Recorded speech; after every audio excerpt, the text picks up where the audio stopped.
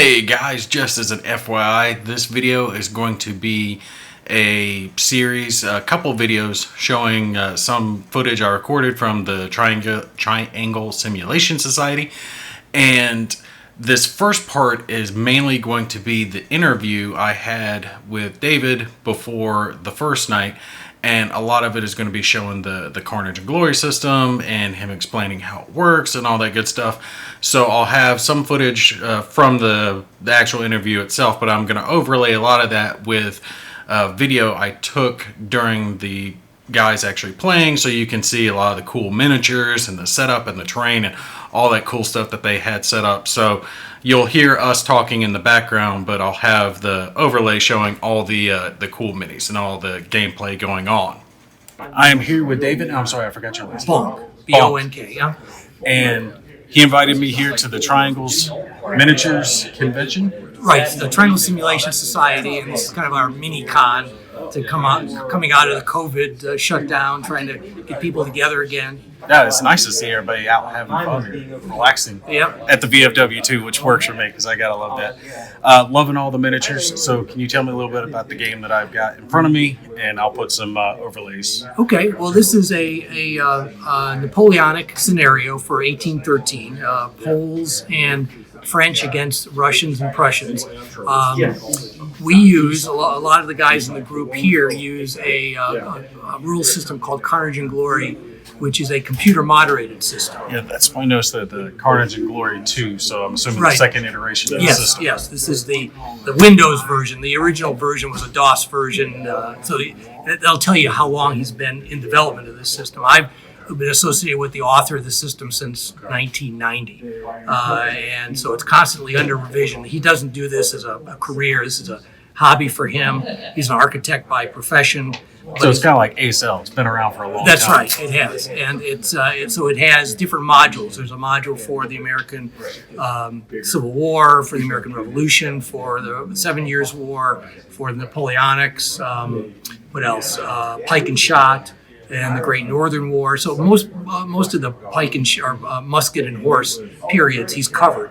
So the basic mechanics of the system is the same, but each of the systems then is tweaked to reflect the historical, whatever weapons, right? Ranges of weapons, the type of formations, the type of cavalry, for example. In some periods you'll have lancers, and others you wouldn't. Some are armored, and some aren't.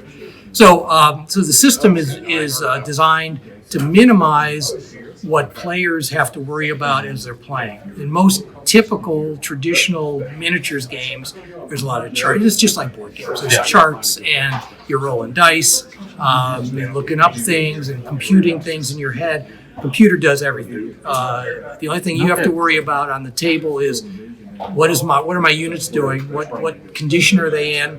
And what do I want to do with them? So, like, you measure range, I'm assuming. You do, but then and each unit on the table has a number tag. You can see that here. I was seeing that earlier, and I was getting some close-ups. I figured that was for distinguishing the different unit formations. That's right. Well, it's to identify the unit in the computer. So the unit in the computer is known by its number. So, say unit 501 is firing at 102, and so you measure the range. And then you tell it what those things that the computer would not know. Is it behind cover? Is it has it moved this turn?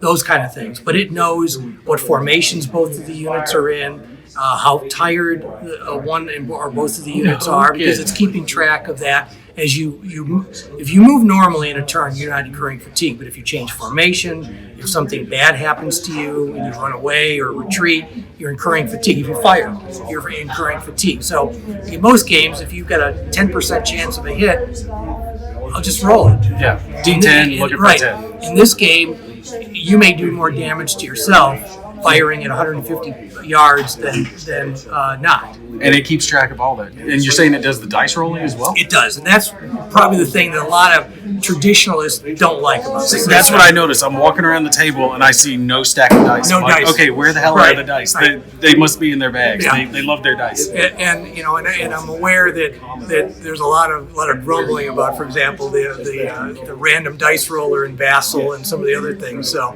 yes. So I understand some people may be be suspicious of this one, but it seems to work pretty well. I've never had anybody complain. You don't see what the dice roll is; you just see the result.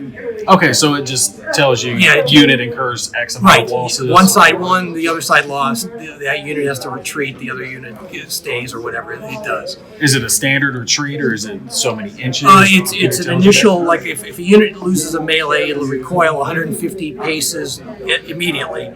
And then at the end of the turn, there's a series of compulsory movements. So it may say that unit is halted and can't move next turn. It must retire. It can't advance next turn unless an officer attaches himself to it. So there's a number of nuances of results that can occur.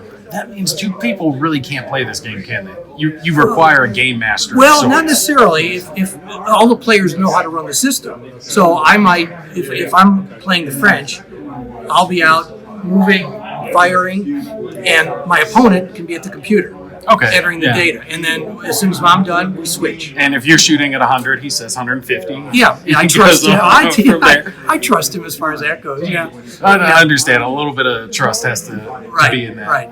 Do you find that cumbersome or helpful? The computer? Yeah. Oh, it's so much easier. For me, I've been running miniatures games since I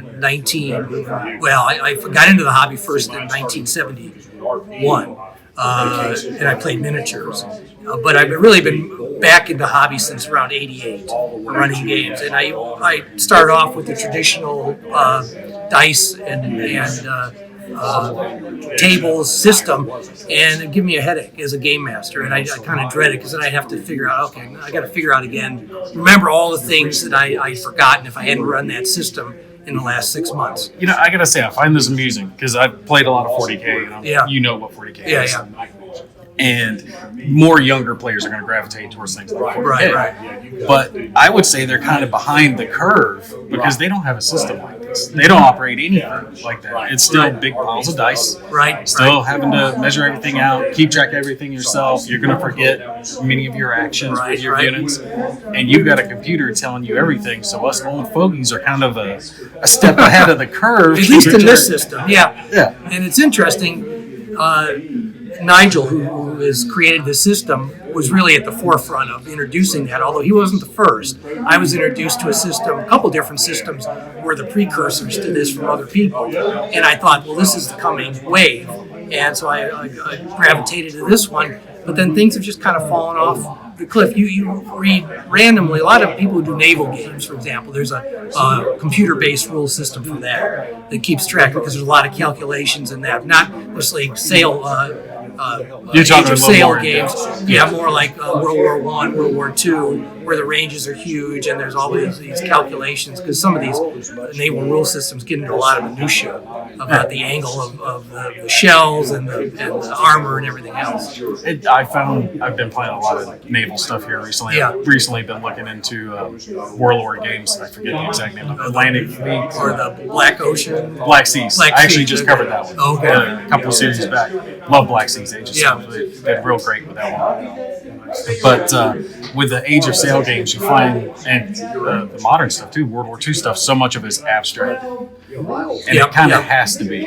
So it's how difficult do you want the game to be with your rules? Right. The more realistic you get, the more cumbersome it's going to get. I think you guys have found a great workaround here where it's keeping track, because this would blow my mind. I would never be able to keep track of these. So as a new player, I would say to you, this is probably all you need to know to run the game. There's one side is how far units move, and we have range sticks that are marked off in yards, and this is, for example, 300 yards. So this is the formation for the different things. These are the different formations they can adopt during this period. And then on this side are the ranges for the different weaponry, artillery, and muskets are pretty simple. The closer you get, the better. And then this is the sequence of the game. So that's all you need to have to play in the game. So as somebody new to the period, new to the system, you could pick it up within a turn or two.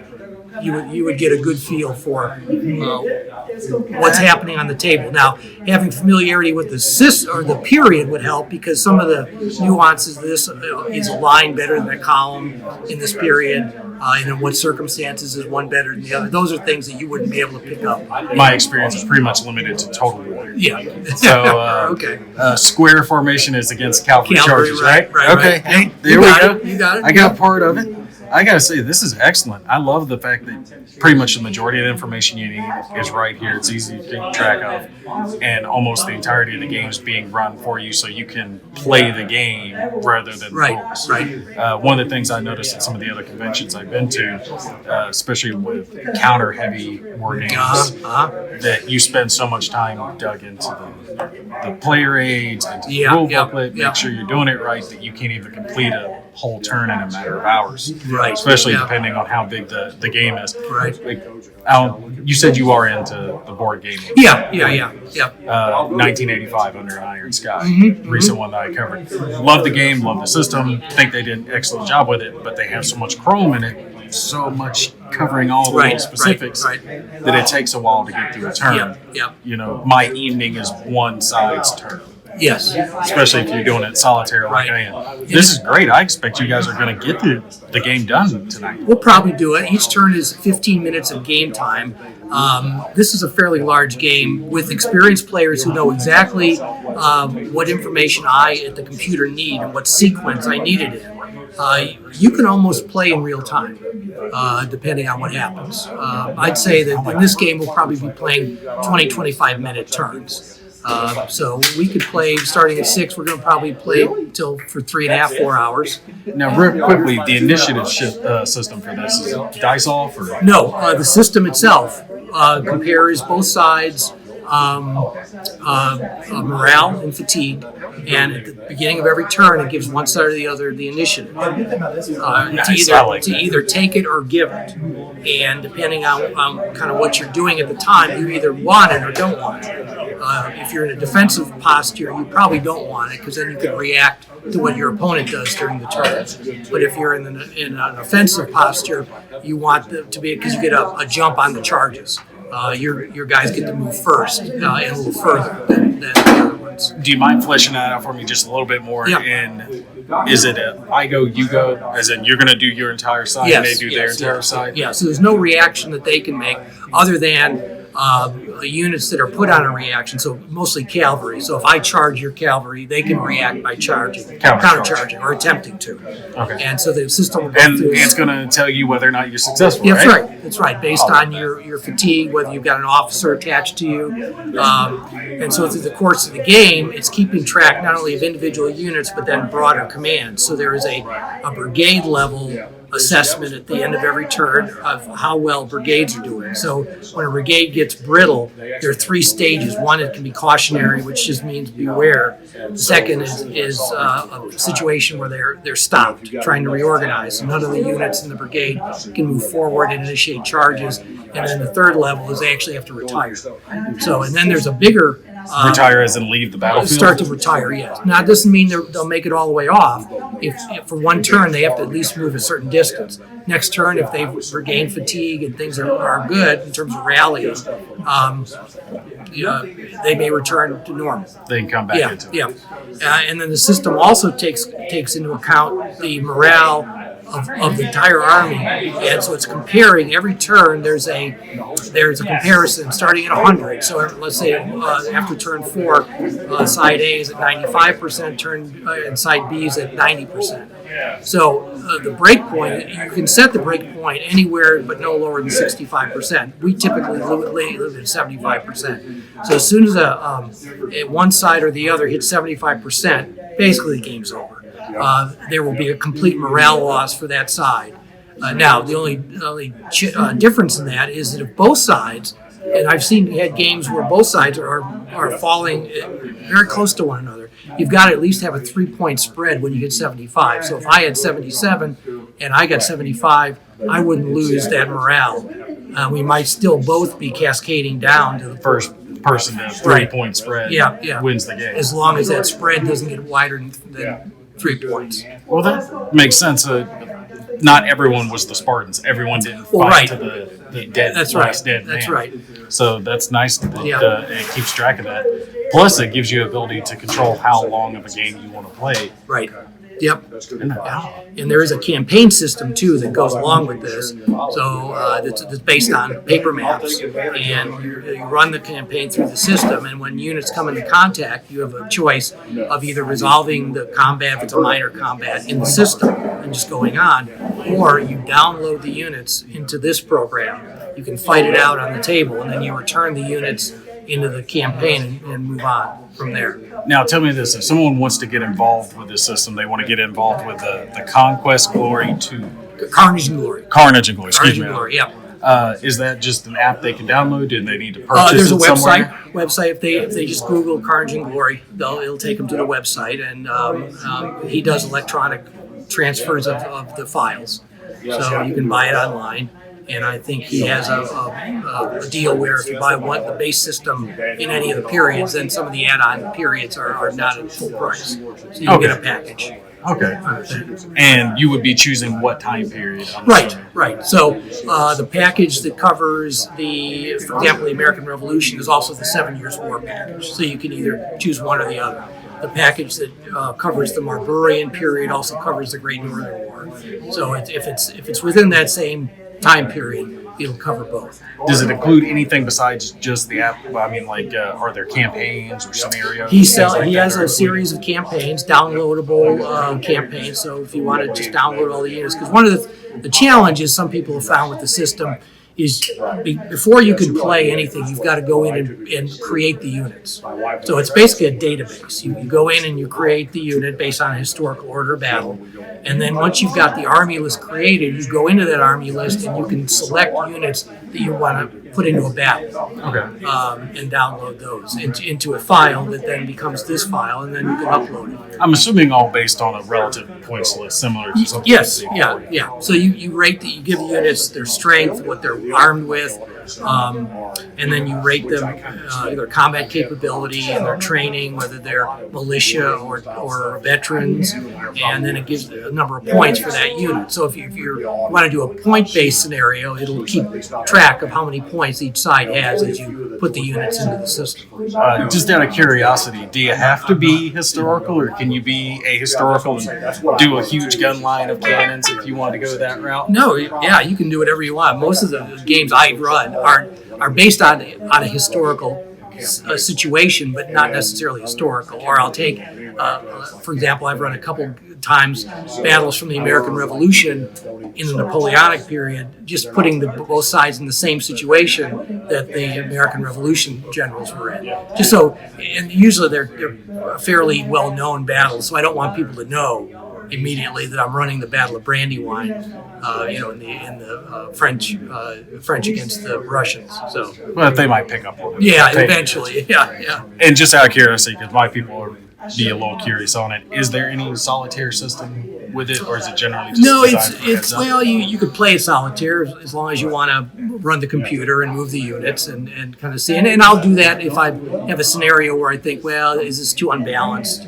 So I'll kind of run through a couple turns just to see how that would work. But to the degree it's all random, it could turn out the same way or differently when I actually put it on the table. If anything, I would think the computer system would make it more suited for solitaire than a more traditional tabletop. Certainly, yeah, because there's more randomness to it. Yeah, and it's keeping track of everything for you. I find that's one of my biggest problems is keeping track of both sides, the condition of all the units, fatigue levels.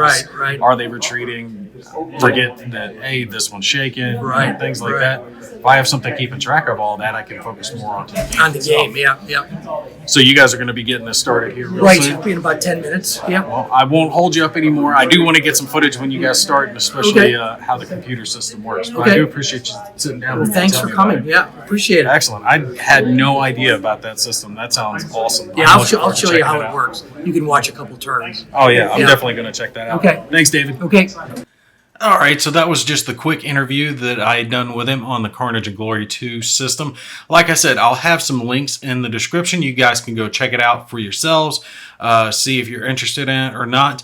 And I'm going to put up another video once I kind of get all the footage organized because they had more than just this game system being played. There were some homebrews, there were some naval combat, some Civil War naval combat that unfortunately got finished before I was able to get there on the next day. That's going to be in the next series. So it's just going to be all the rest of the games. I'm going to put that into another video. So feel free, if you got any questions about the system, put it down below. And I do want to say thanks again for the Triangle group inviting me out to check out their games and see all what they had going on. All right, that's going to be it for this one. You guys take care. I'll catch you in the next one.